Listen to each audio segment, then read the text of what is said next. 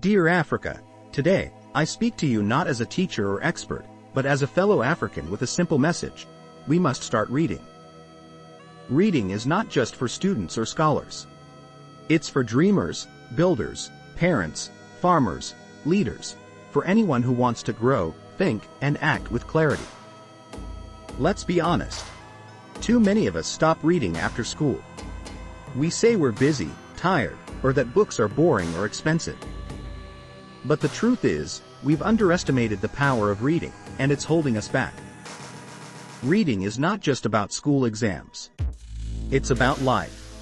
It sharpens your thinking, opens your mind, and protects you from manipulation. If you can read well, you can lead well. And Africa desperately needs strong, thoughtful leaders, not just in politics, but in homes, businesses, and communities. Now, ask yourself, when was the last time you read a full book from start to finish? If it's been a while, don't feel ashamed. Just decide that you're going to start again. Even 5 pages a day can change your mindset. Even one book can change your life. Let me tell you what reading gives you. First, reading gives you knowledge, and knowledge is power. The more you know, the better you can make decisions for yourself and your family. You stop relying on rumors. You stop being fooled by lies. Second, reading builds your confidence. When you read, you learn how to express yourself. You speak better. You write better. You start to believe that your ideas matter. Third, reading connects you to the world. Books take you places you've never been. They show you the struggles and victories of people just like you, people who rose from nothing. I remember reading Things Fall Apart by Chinua Achebe. For the first time, I saw an African story told by an African voice. It made me proud. It made me curious. It made me want to know more. Then I read Born a Crime by Trevor Noah.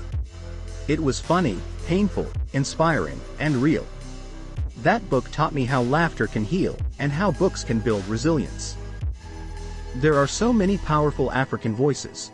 Chimamanda Ngozi Adichie, Ngugi wa Thiong'o, Wole Soyinka, Mariama Ba, Ben Okri, Aikwe Arma, Buchi Emecheta. These are not just authors. They are visionaries, truth-tellers, teachers. And here's the good news. You don't need to read only paper books. If you have a smartphone, you have a library in your pocket. Free PDFs, audiobooks, podcasts, even reading groups on WhatsApp or Telegram. Excuses are easy. But change begins when you stop making them. Maybe you think reading is for rich people. But ignorance is more expensive. Not reading costs you opportunities, dignity, and growth. Books are cheaper than failure. Maybe you think reading is boring. That's only because you haven't found the right books yet. Start with stories that reflect your life, your interests, your questions. Read about relationships, health, money, farming, coding, history, psychology, whatever feeds your mind. Every subject has a book that can help you grow. And if you're a parent, read to your children. Even 10 minutes a night. Let them see books at home. Let them see you reading. That example can change their lives forever. If you're a teacher, build a culture of reading in your classroom. Don't just teach to pass exams. Teach to spark curiosity. If you're a leader, support libraries.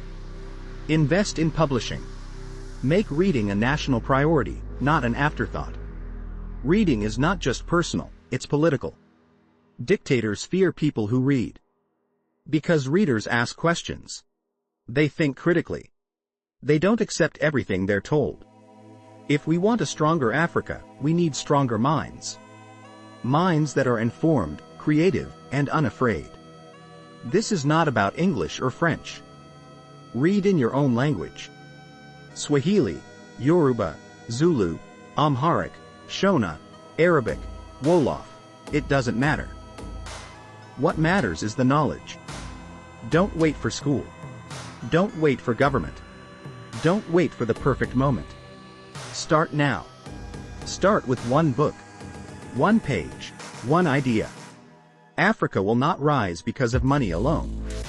It will rise when its people begin to think differently, and reading is the foundation of that change.